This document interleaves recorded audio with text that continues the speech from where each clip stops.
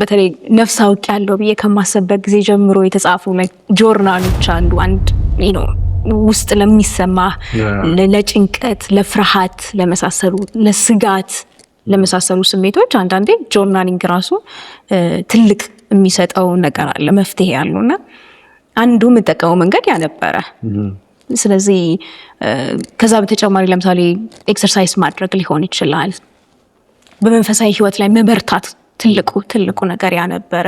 እነዚህን ሁሉ መንገዶች እንዲያውም ሆነስትሊ ከነበረው የስሜት ጫና በጣም ሳልቸገር ምናልባት መጨረሻ ኤንኤልፒ ጋር እንደ ሰበብ እንድደርስ ሆኗል፣ አድርገውኛል፣ ረድተውኛል። እና መጀመሪያም ወደ ልባምም ስመጣ የነበረኝ ትልቁ ምክንያት በጣም ረጅም ጊዜ ኦልሞስት እንግዲህ ትልቅ ሰው ነኝ ማለት እችላለሁኝ፣ ግን ኦልሞስት ከግማሽ እድሜ በኋላ የነበሩ ፍርሃት የመሰለ ፍርሃት ኢነሴንስ፣ ለምሳሌ ከሰው ጋር 2-3 ሰው ጋር ቁጭ ነው ማውራት፣ ቤት ውስጥ ኮሚኒኬት ማድረግ ከሰዎች ጋር ለምሳሌ እንግዳ ሲመጣ ሊሆን ይችላል፣ መጫወት፣ ሰዎችን ማጫወት ሊሆን ይችላል። ትንሽዬ ፍርሃት ትመስላለች አይደለ?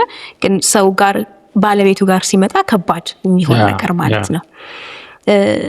ከዛ ጋር ተያይዞ ለምሳሌ በጣም ራስን ፕሮቴክት ማድረግ ከምንም ነገር ለማንም ሰው ቢሆን ይሄ ቨልነረብል አለመሆን፣ ክፍት አለመሆን፣ እንደዚህ አይነት ከስጋት የተነሳ ማለት ነው። ከስጋት የተነሳ ማለት ነው። እና እነዚህ ነገሮች ብዙ ጊዜ የሚገርመው ነገር ውጪ ላለ ሰው አይታይም። ውጪ ካንተ ውጪ ላለ ሰው ብዙ ጊዜ ፊልም የሚደረግ ነገር አይደለም፣ የሚታይ ነገር አይሆንም።